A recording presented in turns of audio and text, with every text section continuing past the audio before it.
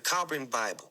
The Book of Gleanings, the Kolbrin Bible. Chapter 1, Mai and Lila. This was formerly called the Book of Conception and said to be the first book of the Bronze Book. It concerns man's conception of the true God in olden days, during the struggle back towards the light. Once all men were dark and hairy, and in those days woman was tempted by the strength and wildness of the beast which dwelt in the forest, and the race of man was defiled again. Therefore, the Spirit of God was wrathful against woman, for hers was the responsibility to reject the beast within and without, that she might bring forth children of the light to walk in the light. For in man there is beast and God, and the God walks in light, and the beast walks in darkness. Now, because of the wickedness that was done, there are among men those who are the children of the beast, and they are a different people. The race of man alone was punished, for the beast acted according to its nature. And man, the beast, and God strive to decide whether he shall take his place among the gods that live or the beasts that die. And woman, in her weakness, betrayed him to the beast. Men struggled daily with the beast and wrest their living from the soil, their day being encompassed with strife and toil. So women bring forth children with suffering, and because they are afraid of their husbands rule over them. Man is conceived in the womb of woman, and she brings him forth to life. Therefore, when God raised man up from among the beasts, choosing him as his heir and endowing him with an immortal spirit, he placed a veil over the portals of life. That woman should not forget she is unlike all other living creatures and the trustee of the divine mission. For a woman not only gives life to a mortal being, she also bears a spark of divinity to earth.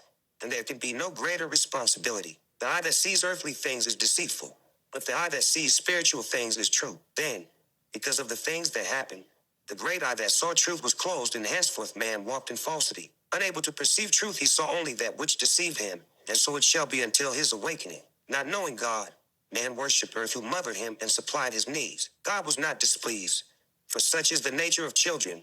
But when no longer children, they must put aside childish things. Nor, having blinded them, was he wrathful that they could not see, for God is above all else understanding. The face of a good father is stern, and his ways are hard. For fatherly duty is no light burden, but his heart is ruled by compassion. His children walk in truth and uprightness. Their feet do not wander, nor are they willful and wayward. Man is born of mud, son and spirit. In the days of conception, the Spirit of God impregnated the receptive earth, and she brought forth her children. Then came man who walked like a little child, but God took him in hand and taught him to walk in the uprightness of God. A race of men came out of the cold northlands. They were under a wise father, and above them was the grand company which later withdrew in disgust. This race was the children of God. They knew truth and lived in the midst of peace and plenty. The children of men about them were wild and savage, clothed in the skins of beasts that lived like beasts. Even more wild were the men of Zumet who lived beyond them. Among the children of God, woman had equality with man, for her counsels were known to be wise. She heard with understanding, and her speech was considered. In those days her words were weighed, for then her tongue did not rattle in her head like seed in a dry pot. Woman knew that though man could subdue her with his strength, he was weak in his desire for her. In his weakness lay her power, and in those days it was used wisely.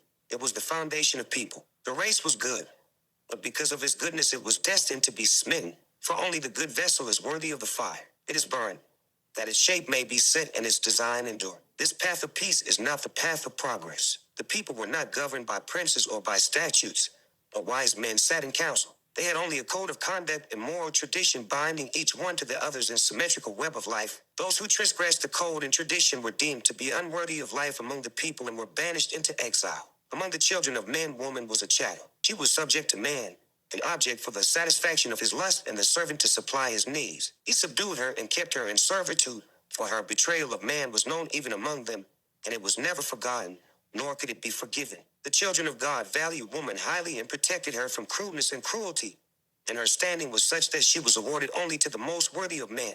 They held her in respect, for to them she was the fountain of life within their race, the designer of its future. Yet even so they had to restrict her, for she was inclined to be willful and unheeding of her responsibility. The people flourished and, from generation to generation, grew in stature and comeliness. They were the rising tidewaters of mankind surging towards its destiny. The right of a man to mate was decided according to his standard of thought, his uprightness, the manner in which he upheld the code and tradition, and his dealings with man and woman. The fittest men could choose a mate among all women, but lesser men could seek only among the less desirable, according to a known standard. To some, having only the outward appearance of man, no mate was given, while the noblest men could take additional ones from among the ranks of lesser women. Thus, the race ever tended to improve, to accord with its design. Battlegear. Only the council of the people knew well the strength of man's desire for woman. The force of the urge was not wasted, for their forebears had harnessed it to the vehicle which carried their race to greatness above others. The race which could properly channel the forces contained within itself was ready to control the forces beyond itself.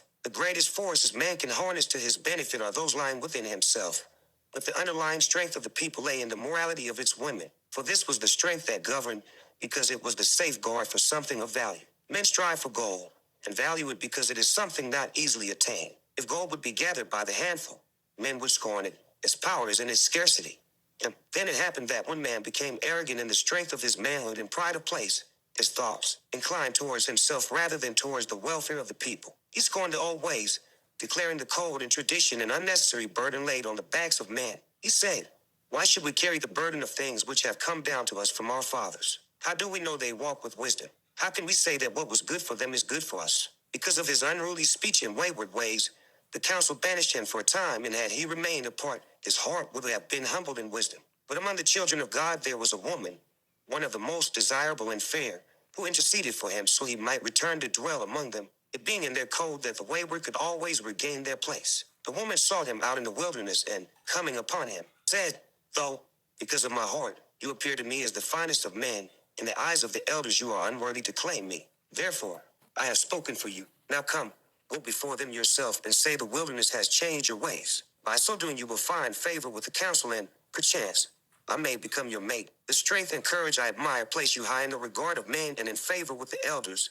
but your wayward and inconsiderate spirit is unworthy of your body. Though you find favor in the eyes of the young and foolish women who see only the outwardness of your body and thereby become more foolish, the eyes of the wise women see your naked spirit and are not deceived. Therefore, disregard the glances of foolish maidens and carry yourself well. Act in such manner that you find favor in the sight of the wise women." And said she, "Am I not Maya, the most desirable of women, one whom all men seek? Yet will I remain reserved only for you. Therefore be not unworthy of me." The man came out of the wilderness and wastelands. He went before the council of wise women and said, "What must I do that I may have this woman for mate? For I desire her above all things, even above my own life. For her I will become the most worthy of men among the people. Her standard being high, I may not possess her otherwise." The wise women answered him, saying, "For so long shall you conduct yourself in this manner." And they set him a time and a task, that it should be well. The task was to be done with heart as well as deed. But the man accepted it gladly, his heart not in that day but in the days to come. The council and the elders said, "What the wise women have done is good. It will be well and to the people's benefit." The man rose manfully to the task and was magnificent in his manhood, his new ways gladdening the hearts of all the maidens, many of whom were disturbed by strange stirrings within their breasts. Among these was one less comely and desirable whose heart burned hotly for him, her thoughts resting upon him continually. But she knew that in his sight she was of little account. Her name was Lila. It happened that, arising early one day, she saw the man depart into the forest by the swampland, going about his task, and she took counsel with herself and followed him. She came upon the man while he rested in a place of solitude, and approaching spoke softly, saying, "It is your servant Lila. O my lord, are you not weary with the task burdening your days, also that you lack companionable gladness to lighten it? Where is she who set the load upon your strong back? Where is my kinswoman who, without doubt, is more comely and very much more desirable than I, and therefore a very fitting reward for your heavy labors? Does she rest in the shade, or is she gathering fruit back in the gardens? Without doubt her thoughts are with you. But is she not unduly hard-hearted in that she fails to comfort you? For is it not in the nature of woman to come to man and lighten his burden with her softness? Is it not in the nature of woman to be yielding and submissive, that man may rejoice in his strength? Is it, perhaps, that despite her loveliness, the heart of this woman of your desire is not the heart of a woman? Is it like the mock orange, sweet to look at but bitter to bite? 13. Or is her heart in the keeping of the elders, that she prefers the ways of the old to the ways of the young? What has she done to you? Has she not humiliated your manliness by harnessing it like an ox to the customs of the people? Can it be right that the decrees of old men long dead should come between living man and woman? Is it not more fitting that the customs of men submit to the law of her who gave us our natures? This desirable woman is yours, providing you toil and wait. She is yours, but not without conditions. She does not come without reservations as a woman should, but like a man who comes to an ass bridle in hand. Alas, that I lack the loveliness which places the yoke upon you, but beneath I lack nothing, and am as much a woman as any. My heart burns for you with a flame that comes nigh to consuming my body. Take me, accept my humble offering. I give all freely. I will be yours without any conditions. O my lord, which of us women truly offers the most? She who conceives nothing, or who will even be accursed by God and men for your sake. I who am nothing in your sight require no sacrifice from you on my behalf. I ask nothing and I offer all a woman can. Then Lila knelt at the feet of the man and placed her head on his knee. The man was sorely troubled in his body and he wrestled with it. But his spirit brought before his eyes the vision of the more desirable maiden, and he was strengthened. He arose and said, Begone and tempt me no more. Then Lila departed and went her way. But within herself she brooded, and in the course of days her thoughts hatched a dark scheme. She mixed a forbidden potion from herbs, and, putting it into a pitcher of water with honey, took it to the man as he toiled in the heat of the declining day. Seeing her, the man said, Wherefore have you come again?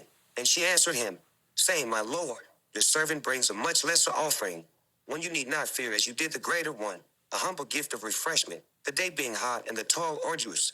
The gift was not unwelcome. The man drank heavily from the pitcher, and because of the potion his spirit slept while the beast entered his body in strength. When the fire of his passion was quenched by the waters of lust, his spirit returned and he reviled the woman, saying, What have you wrought? Would you destroy me in this manner? The woman replied, The deed is yours, my lord, for you are a man and I am a woman. Then the man became afraid, for he knew the code and custom. He became angry after the manner of frightened men and shouted, Begone from my sight, you viper, lest I crush you. Lila answered quietly, My lord, why be wrathful or afraid without cause? For this thing shall be a secret between us, none will ever know of it. Behold, my lord, are you not free again, and the yoke removed from your neck? Now you may know the joys a woman can give, without submitting to the task. Therefore, take your ease, for life is good to you. The words of the woman were not sweet to the ears of the man, for he was filled with remorse for what had been done. He said, You are not the maiden of my tender desires, and on whom my heart delighted and for whom I gladly undertook the task. What now of her whose beauty compares with the glory of the sun, whose gentleness caresses as the sunbeam, beside whose brightness you are no more than a gloomy shadow? Lila replied, She is indeed as the sun. You may worship from afar, but never touch lest you be burnt and destroyed. I am the woman of your body whom your flesh has chosen. What has this other woman done for you? Did she not sharpen the sword on which you cut yourself? If one lights a fire among reeds, knowing a man sleeps there, who is to blame for his burning? The fire, he who lit it or the reeds. It is beneath your manliness to turn on me thus. Am I not shamed for your sake? And who among women would invite the wrath of gods and men as I have done? Be content with the wrong your lust has already wrought. This is an evil deed you have committed.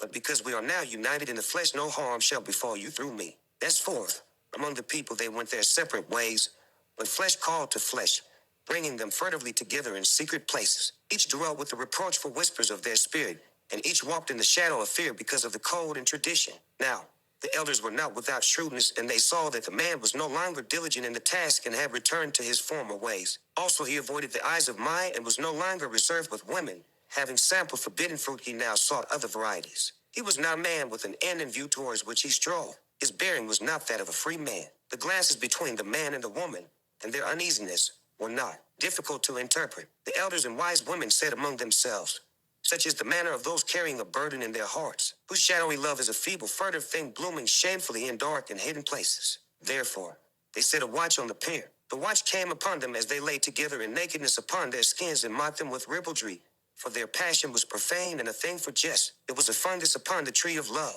They were brought before the high council, which was the council of elders, and the council of wise women, which questioned them, saying, Wherefore have you done evil unto us? The man answered, The woman put my spirit to sleep with an evil broom, and my body became weak because of my man. They replied, Truly you have little manhood now and are a lesser man because of this woman. The woman stood up before the high council and answered them boldly, Am I then the stronger of the two? Can I lift the biggest stone or run the fastest race? Do not the strong always prevail against the weak?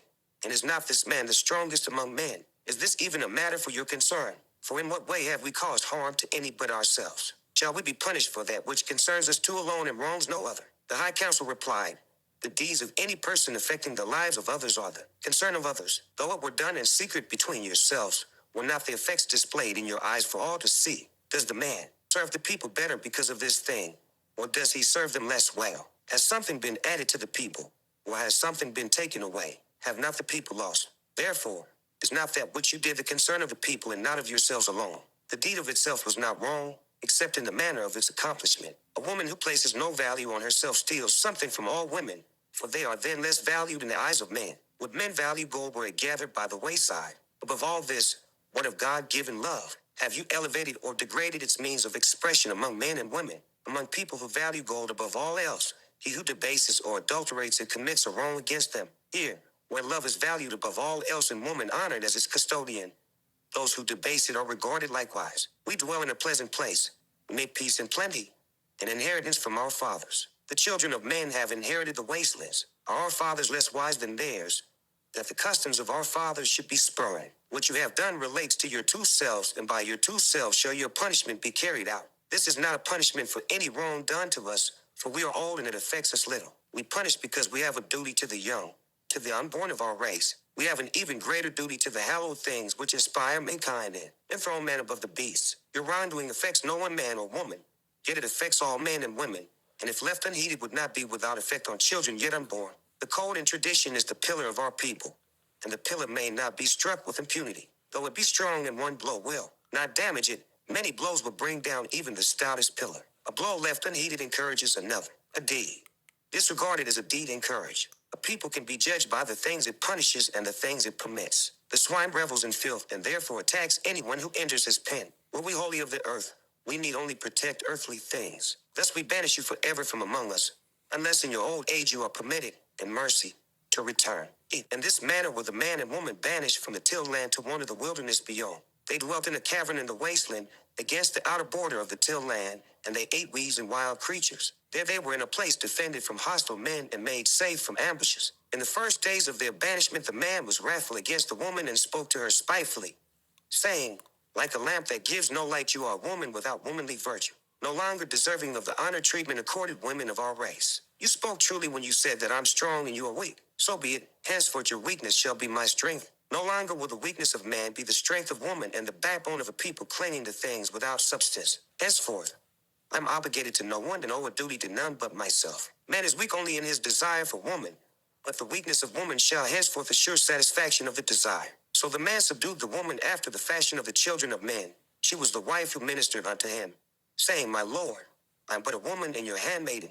The beasts of the wastelands were the keepers of the woman, and she was in bondage to the barrenling, for the wilderness was beyond reach of the waters, a place of desolation yielding only weeds and thorns. The man hunted a field for wild creatures, while the woman delved for roots, seeking sustenance among the weeds. Thus it happened that one day, being overcome with hunger, the woman went among the reeds growing on the edge of the tilled land, for flowering plants grew there, the roots of which could be eaten. While engaged in gathering, she was seen by a husbandman tilling the fields, who, coming upon her stealthily, said, Woman, I see you.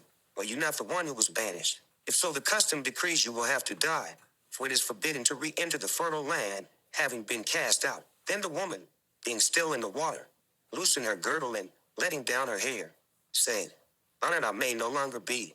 Perhaps die I must, but am I not still a woman while I live? If you see me otherwise than as a woman who can please a man by the ways of women, then I say you cannot be a man. Yes, I'm the woman your brother seduced, the frail victim of his lust. Perhaps it is better that I die quickly by your hand than starve slowly in the wasteland. Death can hurt me no more than life, which has revealed me to the evil of men. Let me die now for the wrongdoing of your brother. So saying, she came out of the water. The husbandman did not slay, but instead he dallied with her until the evening. The woman said, ere he departed, This shall be a secret between us, for there is none other nearby to see us here. Give me food, that my flesh may be firm and my heart gladdened, that I may come often to this place. Thus, in the days that followed, the woman went many times to the waters and in other places where there were other men. Therefore, she no longer had to delve for roots, nor did she toil in the wilderness. The children of God banished other men into the wastelands because of the woman, and the man, seeing how this came about, said, Is my affliction because of you never to end? The woman answered, My Lord, this thing I did for your sake. See these others, are they not outcasts in the wilderness, men without a chief to rule over them or a hand to guide? Gather them together, that they may hunt for you and serve you, rule over them and become powerful. What I have done for you alone. To your strength will be added their strength, and the loss of the people in fertile lands will thus become your gain. What is there that strength can obtain? If your desire is for other women, will not strength obtain them? Therefore, revile me not, because I have now placed in your hands the means to that which you desire. Now I say to you, and speak truly of things only a woman can know, that you are a better man than those who live bound to the tilled lands, whose women secretly despise them for their servility to the code and tradition. The man was stirred up by these words and went out and about to the others, approaching them, saying, Behold, we have been cast out because we have followed the ways of men according to the nature of man. Our manhood is good within us.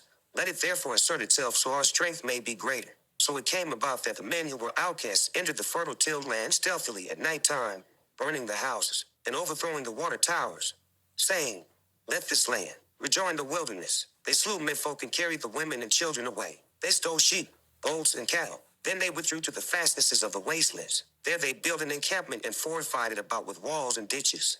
And they made war upon the children of men and prevailed against them. They ruled their women sternly and made them chattels, buying and selling them like cattle. When man said, "Come," the woman came. And when he said, "Go," she went. On her yielding back and on her submissive head he dissipated his wrath. On her servile body he satisfied his lust. Lila was a true daughter of the woman who betrayed the first race of man. It is written of her that when her sons grew to manhood, she caused them to kill and eat their father, so they might gain lifelong strength and wisdom. Man kept woman in bondage, for he knew from his own knowledge of her ways that she was not to be trusted. Henceforth, she could not walk freely among men, for they knew that though woman was weak and man strong, by womanly God she could exploit his weakness. Among the outcast people and the children of men, woman was subject to man, and he imposed his will upon her and dominated her. In this manner, woman wrought her own downfall and the destruction of those who held her in high regard. Her charms she cast at the feet of those who trampled them underfoot. Woman was not yet fitted to be the free guardian of the portals of life. She was never wise enough to choose the fathers of the race, for she was ruled by womanly waywardness, not by wisdom.